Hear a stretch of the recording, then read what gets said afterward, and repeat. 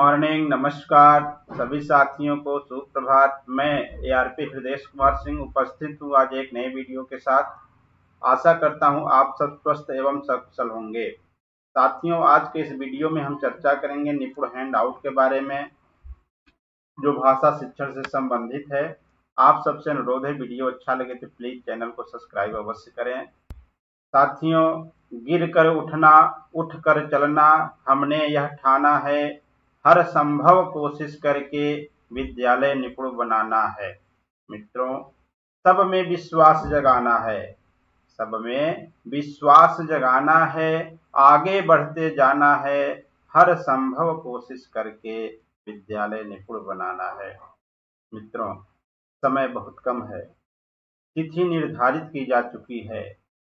निपुण भारत मिशन अंतर्गत इस विद्यालय का कब आकलन होगा, समय सारणी जारी हो चुकी है। निपुण भारत का है सपना, हर बच्चा सीखे भाषा और गणना।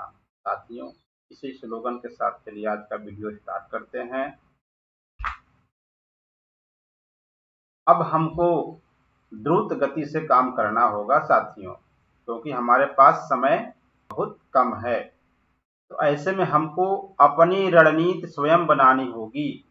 हमें सभी का सहयोग लेते हुए स्वनिर्मित कंटेंट का भी प्रयोग करना होगा, क्योंकि हमें बच्चे को निपुण बनाना है। मित्रों, जैसा कि बच्चा आपका कक्षा 1 का हो या 2 का हो या 3 का हो, किसी कक्षा का हो, कक्षा में हर स्तर के बच्चे आपको मिलेंगे। तीनों कक्षा के बच्चों को ध्यान में रख करके बनाया गया है। तो इस तरह से बच्चे में पहले अक्षर संगत ध्वनियों का पहचान कराएं चित्रों के माध्यम से, क्योंकि बच्चे जब प्रारंभ में आते हैं तो वो अक्षरों को चित्रों के माध्यम से पढ़ते हैं, जानते हैं। कोई भी बच्चा हो, चित्र देखेगा तो वो तुरंत बता देगा कि ये क्या है, लेकिन उसमें प्रयुक्त अक्षर या ध्वनि से भी परिचित नहीं है। तो आपका प्रारंभ आपका यहीं से होना चाहिए। शुरुआत बच्चों में अक्षर संगत ध्वनियों की पहचान कराएं। यहाँ पे चित्र दे दीजिए और इसमें कौन सी ध्वनि है बच्चा बताए। जैसे मछली है तो मछली वाला म वो जरूर बोलेगा। साथियों, एक चीज मैं बताना चाहूंगा, सुनना, बोलना, पढ़ना, लिखना, ये जो परंपरागत भाषा सीखने सिखाने का शैली है, अब हमको इसमें थोड़ा सा बदलाव करना होगा। साथियों, अब हमको संतुलित भाषा शिक्षण की पद्धति को अपनाना होगा, जिसमें बताया गया है कि सबको साथ साथ लेके चलिए। किसी एक पहलू पर इतना ज्यादा विकास मत करिए कि एक पहलू उसका दब जाए।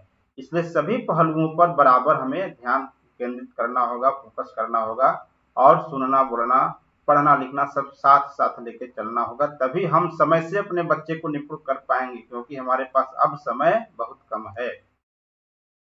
तो अक्षर संगत ध्वनियों का पहचान कराने के बाद बच्चे से पढ़ने का अभ्यास कराएंगे और तुरंत लेखन कौशल पे आ जाएंगे। बच्चे से क लिखना भी सिखा देंगे। इस प्रकार चित्र देखकर प्रथम ध्वनि की पहचान कराएंगे और अक्षर लेखन का अभ्यास बच्चे से कराएंगे। साथियों, दिए गए अक्षर को पहचान कर गोले में रंग भरो। बच्चे से इस प्रकार का आप करा सकते हैं कार्य। जोड़ कर लिखो और पढ़ो। यहाँ पे अक्षर लिखा गया है, जोड़कर बच्चे से लिखवाइए और पढ़वाइए। फिर 2 अक्षर वाले शब्द, अक्षर जोड़कर शब्द बनाओ। यहाँ पे देखिए अक्षर लिखा हुआ क लिख दिया गया है, इधर कुछ अक्षर लिखे हुए हैं। एक उदाहरण के लिए लिख दिया गया क ल बराबर यहाँ लिखा है कल। तो ऐसे बच्चा प्रैक्टिस करेगा, अक्षर जोड़कर शब्द बनाने का प्रयास करेगा, और फिर चित्र देखकर सही शब्द पर घेरा लगाओ। ये चित्र बनाए गए हैं, ये चित्र बच्चा पहचान जाएगा किसका है, और इस जो चित्र दिख रहा है तो किस चीज का चित्र है, यहाँ शब्द लिखा गया है, बच्चा इस पर घेरा लगाएगा।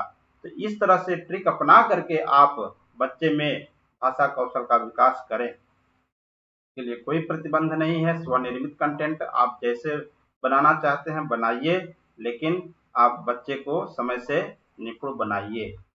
आओ शब्द लिखें। यहाँ पे शब्द लिखा गया है, चित्र दिया गया है, यहाँ बीच में गैप है। बच्चा यहाँ कवर करेगा कि यहाँ क्या होगा चित्र देख करके। तो इस तरह से सीखेगा। यहाँ देखिए, निंजा ग्रिड शब्दों का खजाना। ग्रिड चार्ट का भी उपयोग करिए। ग्रिड चार्ट से ज्यादा बच्चे शब्द निर्माण कौशल सीखेंगे। इतना सिखाने के बाद साथियों शब्द कौशल का, आप संयुक्ताक्षर कौशल का विकास पे आ जाइए, क्योंकि जब बच्चा वाक्य पढ़ने लगेगा या अनुच्छेद पढ़ने लगेगा तो उसमें संयुक्ताक्षर के शब्द भी मिलेंगे, तो वहां बच्चा रुक जाता है, फंस जाता है, जिस वजह से उसका समय ज्यादा होने लगता है और निपुण लक्ष्य है उसे नॉट निपुण घोषित कर देता है। तो ये समस्या ना होने पाए, इसलिए पहले से ही संयुक्ताक्षर का आप प्रयास बच्चे से करा लीजिए, अभ्यास करा लीजिए। इतना कराने के बाद साथियों 12 खड़ी पे आ जाइए। 12 खड़ी में जो आपकी मात्राएं होती हैं आ से लेकर के अह तक, ये सारी मात्राएं बच्चों को सिखा दीजिए, पहचान करा दीजिए, क्योंकि जब मात्राओं का ज्ञान बच्चे को रहेगा तो वह प्रवाहपूर्ण पठन कर लेगा। कोई भी वाक्य हो, वाक्य को वाक्य की तरह पढ़ने लग जाएगा। शिक्षक मात्रा की पहचान कराएं। मात्रा की पहचान कराइए, यहाँ पे बच्चे का आकलन भी कर लीजिए कि बच्चे में ये कौशल विकसित हो गया है कि नहीं हो गया। अक्षर में आ की मात्रा लगाओ और पढ़ो, यहाँ पे कुछ अक्षर लिखे गए हैं, बच्चा आ की मात्रा लगाएगा और पढ़ेगा। मिलाकर लिखो और पढ़ो, यहाँ ये जो लिखे गए हैं कुछ अक्षर, इसको मिलाएगा, शब्द बनाएगा और पढ़ेगा। इधर चित्र के माध्यम से भी सिखाने का प्रयास किया गया है, चित्र देख करके शब्द लिखो, ये कुछ चित्र बनाए गए हैं, बच्चा शब्द लिखेगा। शिक्षक मात्रा की पहचान कराएं, इस तरह से आप मात्रा की पहचान बच्चों में कराते रहें। देख कर लिखो, यहाँ पे देखिए ये अक्षर लिखे गए हैं जो, इससे बच्चा प्रैक्टिस करेगा, अभ्यास करेगा। करत करत अभ्यास से जड़मत होई सुजान। साथियों बार बार अभ्यास कराइए बच्चे से, जितना हो सके चित्र देखकर शब्द लिखे। ये सब स्वनिर्मित कंटेंट है साथियों, आप भी इस तरह से बना सकते हैं, प्रैक्टिस करा सकते हैं। 2 अक्षर वाले अमात्रिक शब्द, जब बच्चा अक्षर सीख चुका, बच्चे में अक्षर ज्ञान हो गया, शब्द ज्ञान हो गया, तब हम अब बच्चे को वाक्य की तरफ ले जाएंगे, वाक्य पढ़ाने सिखाएंगे। तो सबसे पहले अमात्रिक वाक्य, और उसमें भी 2 अक्षर वाले अमात्रिक शब्दों से बने वाक्य को पढ़ाइए। यहाँ पे देखिए 2 अक्षर से बने अमात्रिक वाक्य हैं, अब जल भर कर चल। इस तरह से आप अपना वाक्य बनाइए और बच्चों से प्रैक्टिस कराइए। 2 अक्षर वाले, फिर इसके बाद 3 अक्षर वाले, फिर 4 अक्षर वाले अमात्रिक वाक्य से अमात्रिक शब्दों से बने वाक्य बच्चों से पढ़वाइए। चित्र पहचान कर वाक्य पूरा करो, यहाँ देखिए चित्र बनाया गया है। अब ये वाक्य बच्चा पूरा करे, यहाँ पे कुछ छोड़ दिया गया है। ये बच्चा, अब देखिए यहाँ पे बच्चा क्या लिखता है, ये चीज आपको वहां पे केयर करना होगा, देखना होगा। इससे बच्चे सीखेंगे, ज्यादा समझ के साथ सीखेंगे। इस तरह से 4 अक्षर वाले मात्रिक शब्द, अब मात्रिक शब्द पे आ जाइए। 2 अक्षर वाले सीख चुके बच्चे, 3 अक्षर वाले सीख चुके, तो 4 अक्षर वाले भी अब सीखना है बच्चों को। इसके बाद अमात्रिक एवं मात्रिक वाक्य पठन पे आ जाइए। अमात्रिक एवं मात्रिक वाक्य पठन का भी अभ्यास कराइए, क्योंकि निपुण लक्ष्य में दोनों वाक्य आपको मिलेंगे, अमात्रिक मिलेंगे और मात्रिक भी मिलेंगे।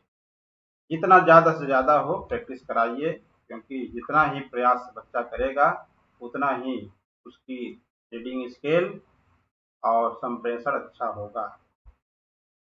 ये प्रवाहपूर्ण पठन अभ्यास है साथियों। कक्षा 2 में बच्चा जब जाएगा तो वहां प्रवाह की बात आ जाती है। एक समय निश्चित होता है, उस समयावधि में उसे अपना अनुच्छेद पूरा करना होता है। तो प्रवाहपूर्ण पठन अभ्यास के लिए विभाग की तरफ से दिया गया है, बिग बुक दी गई है, चित्र चार्ट, कहानी पोस्टर दी गई है, बिग बुक सहज 1 2 3 दिया गया है। इसके साथ साथ कार्य पुस्तिका भाग 2 में ये प्रवाहपूर्ण पठन अलग से दिया गया है, इसका प्रैक्टिस कराइए। अनुच्छेद में जो पहला अनुच्छेद होता है उसमें बच्चे का रीडिंग स्केल देखा जाता है, कितना शब्द वो सही सही पढ़ा साथियों। इसके बाद दूसरा अनुच्छेद जो आता है वो प्रश्नोत्तरी से संबंधित होता है, जिसमें बच्चे का प्रेजेंट ऑफ माइंड चेक किया जाता है कि वो पढ़ने के बाद कितना समझा।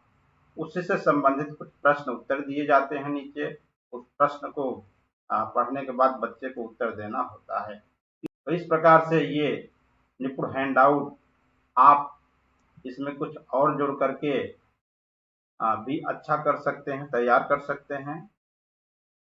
हम सबका केवल यही प्रयास है कि ज़्यादा से ज़्यादा हमारे बच्चे निपुण हो और हमारा विद्यालय भी निपुण हो, ताकि मेरा जनपद, मेरा प्रदेश निपुण प्रदेश बन सके। वीडियो देखने के लिए आप सबका बहुत बहुत धन्यवाद। आपका दिन